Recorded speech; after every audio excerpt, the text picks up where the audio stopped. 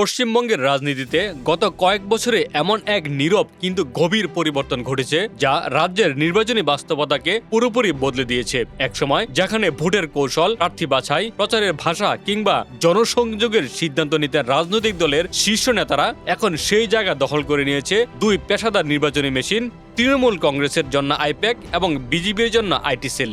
ফলে পশ্চিমবঙ্গের রাজনীতিতে এখন আর শুধু দল বনাম দল নয়, বরং এক অর্থে স্ট্র্যাটেজি বনাম স্ট্র্যাটেজির লড়াই চলছে। রাজ্যের শাসক দল তৃণমূল কংগ্রেসের নির্বাচনী কৌশলের কেন্দ্রে রয়েছে ইন্ডিয়ান পলিটিক্যাল অ্যাকশন কমিটি বা আইপ্যাক। 2019 সালের লোকসভা নির্বাচনে পশ্চিমবঙ্গে বিজেপির উত্থানে চাপে পড়ে তৃণমূল। এরপর দলের সাংগঠনিক দুর্বলতা সামাল দিতে অভিষেক ব্যানার্জির উদ্যোগে আইপ্যাককে যুক্ত করা হয়। রাজনৈতিক মহলে প্রচলিত ধারণা, 2021 সালের বিধানসভা নির্বাচনে মমতা ব্যানার্জির বড় জয়ের পেছনে আইপ্যাকের কৌশলগত ভূমিকা ছিল অত্যন্ত গুরুত্বপূর্ণ। সেই থেকে সংস্থাটি আর কেবল পরামর্শদাতা হিসেবেই সীমাবদ্ধ নেই, বরং তৃণমূলের নির্বাচনী মস্তিষ্ক হিসেবেই কাজ করছে। দলের ভেতরের বহু নেতার অভিযোগ, এখন তৃণমূলে সাংগঠনিক সিদ্ধান্তের বড় অংশই আসে আইপ্যাকের ওয়ার রুম থেকে। প্রার্থী নির্বাচন, বুথ ম্যানেজমেন্ট, প্রচারের ভাষা, সোশ্যাল মিডিয়া কন্টেন্ট, এমনকি মাঠ পর্যায়ের বার্তাও নির্ধারিত হচ্ছে তাদের তৈরি স্ক্রিপ্ট অনুযায়ী। জেলা থেকে গ্রাম পর্যন্ত তৃণমূলের স্থানীয় নেতাদের ভূমিকা অনেকাংশে কার্যকরী পর্যায়ে সীমিত হয়ে গেছে। তারা মূলত বাস্তবায়ন করছেন, সিদ্ধান্ত নিচ্ছেন না। আইপ্যাক এখন তৃণমূলের নির্বাচনী প্রচারে এমন এক কেন্দ্রীয় শক্তি যার প্রভাব শীর্ষ নেতৃত্ব পর্যন্ত বিস্তৃত। সাম্প্রতিক সময়ে আইপ্যাককে ঘিরে তদন্ত ও তল্লাশির ঘটনাও সেই প্রভাবের রাজনৈতিক গুরুত্বকে আরও স্পষ্ট করছে।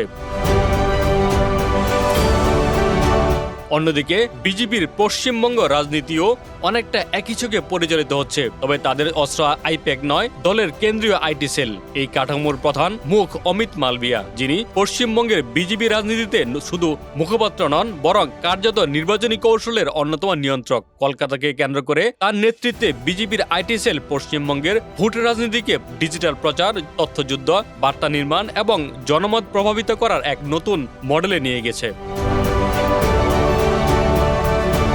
বিজেপির ক্ষেত্রে কেন্দ্রীয় নেতাদের সফরসূচি থেকে শুরু করে প্রচারের ভাষা, কোন ইস্যুতে আক্রমণ হবে, কোন তারকাকে কোথায় পাঠানো হবে, কোন জনসভায় কি বার্তা যাবে, সবকিছুই নির্ধারিত হচ্ছে এই আইটি সেলের পরিকল্পনায়। নরেন্দ্র মোদী বা অমিত শাহর জনসভা, স্মৃতি ইরানির বক্তব্য কিংবা যোগী আদিত্যনাথের প্রচার সবই একটি কেন্দ্রীভূত তথ্য নির্ভর ডিজিটাল কৌশলের অংশ।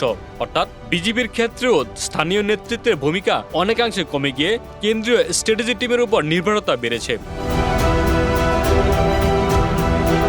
ফলে পশ্চিমবঙ্গের বর্তমান নির্বাচনী বাস্তবতায় রাজনৈতিক দলগুলোর দৃশ্যমান নেতারা থাকলেও নেপথ্যের আসল নিয়ন্ত্রণ ক্রমেই চলে যাচ্ছে পেশাদার নির্বাচনী ব্যবস্থাপকদের হাতে। একদিকে আইপ্যাক তৃণমূলের মাঠে লড়াইকে চালিত করছে, অন্যদিকে বিজেপির আইটি সেল ডিজিটাল ও মনস্তাত্ত্বিক যুদ্ধ পরিচালনা করছে। এর ফলে ভোটের রাজনীতি ক্রমশ আদর্শ বা স্থানীয় নেতৃত্বের জায়গা থেকে সরে গিয়ে ডেটা, ইমেজ, বার্তা ও মনস্তত্ত্বের যুদ্ধে পরিণত হচ্ছে। রাজনৈতিক বিশ্লেষকদের মতে পশ্চিমবঙ্গে এই প্রবণতা শুধু নতুন নয়, নজিরবিহীন। কারণ আগে দল চালাতো নেতৃত্ব, এখন নেতৃত্বকে চালাচ্ছে স্ট্র্যাটেজি টিম। তৃণমূল ও বিজেপি দুই প্রধান শক্তির ক্ষেত্রেই ভোট এখন অনেকটাই রাজনৈতিক কর্মীদের হাতে নয়, বরং নির্বাচনী প্রযুক্তি, ডেটা অ্যানালিটিক্স, মনস্তাত্ত্বিক প্রচার এবং পেশাদার ক্যাম্পেইন ম্যানেজমেন্টের হাতে। আর সেখানেই পশ্চিমবঙ্গের রাজনীতি এক নতুন যুগে প্রবেশ করেছে, যেখানে ভোটের ময়দানে প্রার্থী যতটা গুরুত্বপূর্ণ, তার চেয়েও বেশি গুরুত্বপূর্ণ হয়ে উঠেছে তাকে কে প্যাকেজ করছে।